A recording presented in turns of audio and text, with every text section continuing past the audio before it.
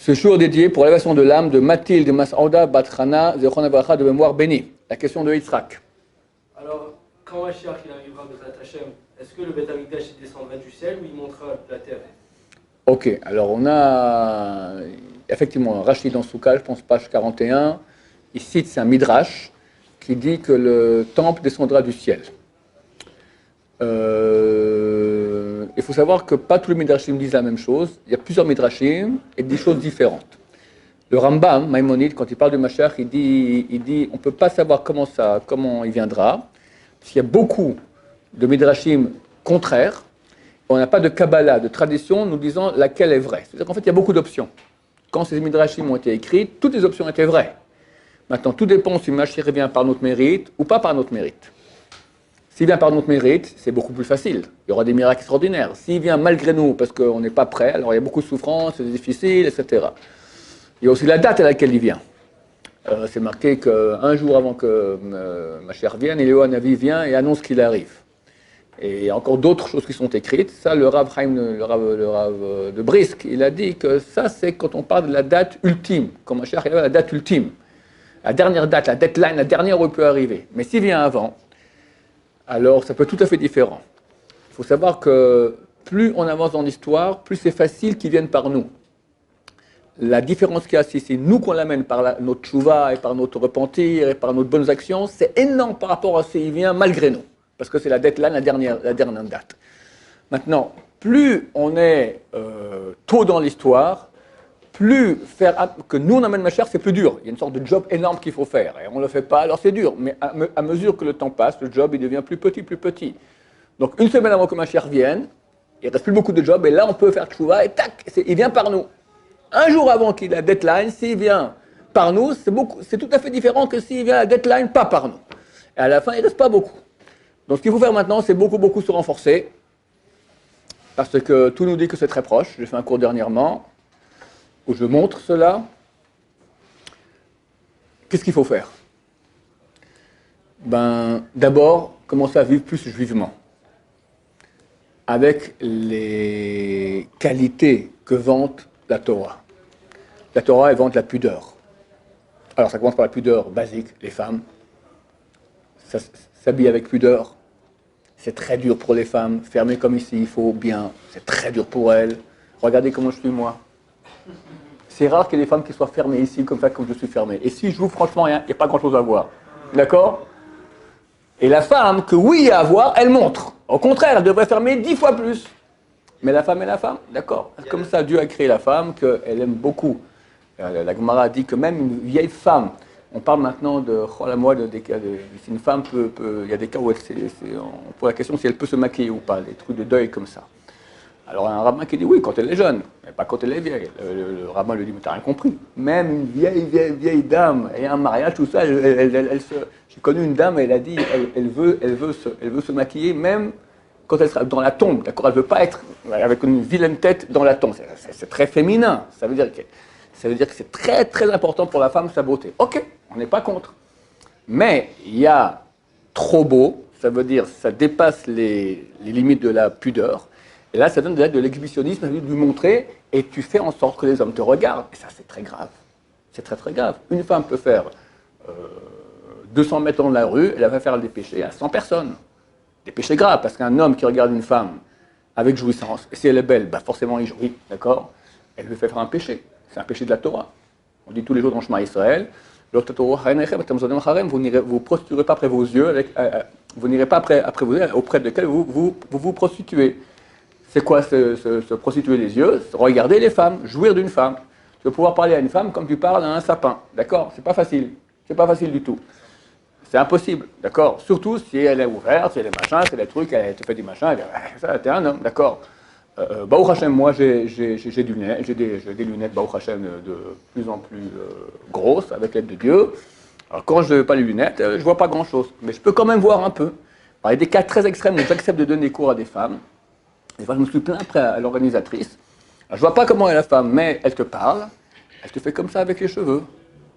D'accord, ou elle fait comme ça, elle arrange les cheveux quand elle te... Ça va, je suis marié, j'ai bientôt 60 ans, laisse-moi tranquille. Elle n'a pas voulu m'allumer, mais c'est féminin. Une femme, quand elle parle, elle te regarde, d'accord, tu connais ça, d'accord? C'est féminin. Un homme, ça le touche. Surtout s'il fait attention à ses yeux, il ne regarde jamais des femmes.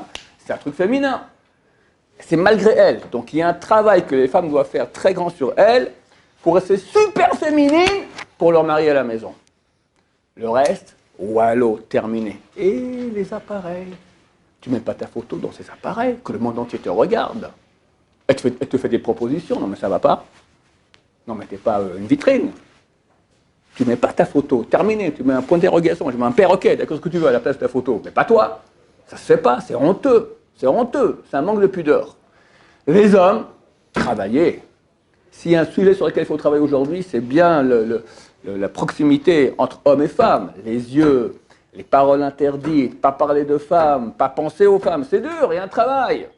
Dormir sur le côté, pas se mettre en état d'érection, pas draguer bien sûr, ni boule-paix. La Gemara dans Shabbat dit, un garçon qui parle de fils, c'est marqué, tout le monde sait pourquoi une femme se marie. À l'époque, les gens se fiançaient, vraie fiancée avec la bague, arrête me coup de chéti, elle devient sa femme. Mais elle restait chez son père entre 6 mois et 1 an.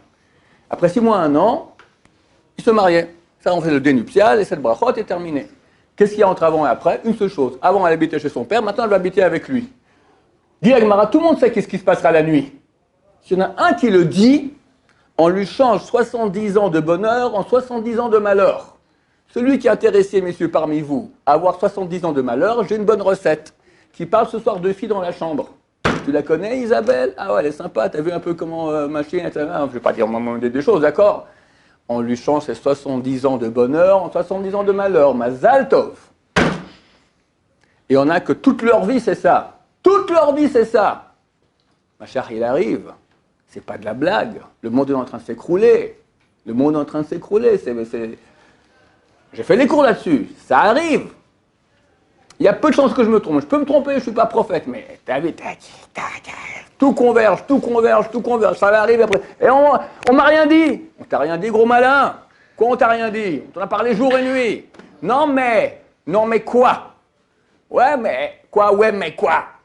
Avance. Avance. Avance. Je ne peux pas être parfait, c'est vrai, c'est vrai. Un des grands rabbins de cette génération, décédé il y a 3 ans, le rabbin Moshe Shapira, c'était maintenant l'anniversaire de son décès. J'ai entendu lui-même, il nous a dit comme ça, il nous a dit, chacun, il a un niveau de choix où il est. Sa copine Goya ou pas, sa copine juive ou pas, Shomer Neguia ou pas, pas Shomer Neguia ou rien, d'accord? Allez, 1 heure de Torah par semaine, 10 heures de Torah par semaine, 100 heures de Torah par semaine, chacun il a son choix où il est. Quand tu es là, tu n'es ni plus bas ni plus haut. Hachem te demande, là, maintenant que tu es là, choisis l'option plus haute. Tu avances. Quand Mashiach revient, tu peux dire à Dieu, j'avance. J'avance, je ne peux pas être parfait. On n'est pas des Baba Saleh, on n'est pas nés tous des Chafetz Chaim, des Rav Chaim Kanevski. Dieu comprend ça. Il peut lui dire, mais tu n'as rien foutu, mon cher ami, tu stagnes, ou tu es en pleine descente. Il peut dire, non, je monte. Ça, c'est un argument. Il faut commencer à monter. Et s'il y a un sujet, maintenant c'est Shovavim, c'est la période. Si Mashiach il arrive, comme on espère, au mois de Hadar, c'est la fin de Amalek, et au mois de Nissan, Mashiach vient, la période de travail maintenant, c'est Shovavim. On finit Shovavim, on rentre dans le mois de Hadar. C'est juste après, d'accord? Shovavim, c'est la réparation des interdits sexuels. S'éloigner du monde des femmes, s'éloigner. Ceux qui sont dans le travail, hommes et femmes, on discute. Combien on entend de cas? La bonne femme, allez, on va dire, le cas gentil, elle n'est pas mariée. Mais le type à côté, il est marié avec 3 enfants. Et il lui fait la cour. Combien on entend des trucs comme ça? Combien? Mais c'est le patron du call center qui est un pocheur, qui est un criminel. Qu'est-ce que tu les mets ensemble? Sépare, hommes, femmes séparés. Cafette, 2 cafettes. Ben oui, ça arrive, c'est sans cesse des trucs comme ça. On ne prend pas de risques, on s'éloigne. La Torah, elle veut le bien du monde. Elle veut qu'il y ait des couples heureux, qu'il n'y ait pas d'adultère, qu'il y ait des enfants heureux. Si quelqu'un regarde gauche à droite toute la journée, et la femme, elle se montre, et le mari, il regarde les bonnes femmes, alors on va vers quoi?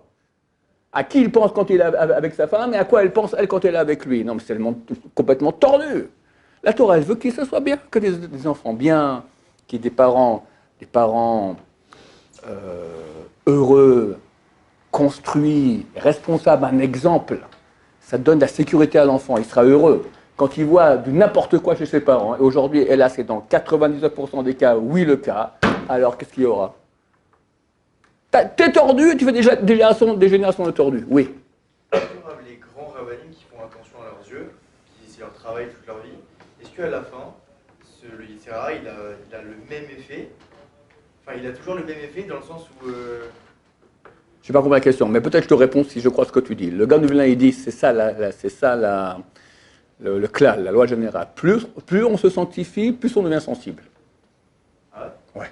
C'est-à-dire que plus on fait attention, plus on devient sensible. Ouais. Moi, un temps, j'étais fumeur.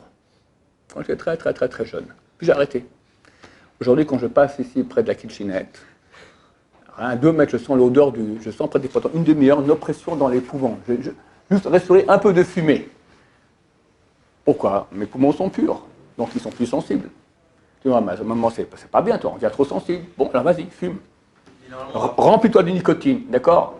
Non, on dit on va se purifier, mais quand on est plus purifié, tu deviens plus sensible. Alors tu as un degré, celui du roi David. Le roi David, il dit, Libi halal bekirbi, mon corps, il est vide dans mon corps. Ça veut dire, j'ai plus de SRA. Il a tué son SRA. Bon, c'est le roi David. Oui, mais par exemple, nous, il y a un exemple concret. Par exemple, si on ne faisait pas Shabbat avant, on a travaillé, qu'on arrive à faire Shabbat, le Yitzhara, il ne nous a pas plu, maintenant, ça y est, on fait Shabbat. C'est pour ça que je demande si c'est pareil avec les femmes. Les femmes, non. Les femmes, non. Non. Et pourquoi? Parce que la nature de l'attirance chez les femmes, elle est beaucoup plus grande que la nature de ne pas faire Shabbat. Ça dépend chez qui? Hein? Ça dépend chez qui? Chez tous les hommes normaux. Il y a un truc qui se passe, avec la vieillesse, au bout d'un moment, l'homme, le SRA, il baisse, et je suis d'expérience, il ne baisse pas au niveau de la jouissance du regard. Ouais. Et je connais des vieux, il y a tellement d'histoires de vieux, tordus. Il ne peut plus rien faire. Il ne peut plus rien faire, même s'il veut, il ne peut pas, d'accord? Mais les yeux, ils regardent. Et une femme belle, c'est beau. Voilà. Est-ce quelque chose de plus beau au monde qu'une femme qui est belle? Rien. Voilà. Et le SRA, c'est parce que c'est la chose qui est la plus sainte. La relation entre l'homme et la femme, c'est la chose la plus sainte, la plus belle qu'il puisse y avoir. Il est en train de tout casser pour nous ôter la vie. Le SRA, c'est la mort. Il veut notre mort. Mort!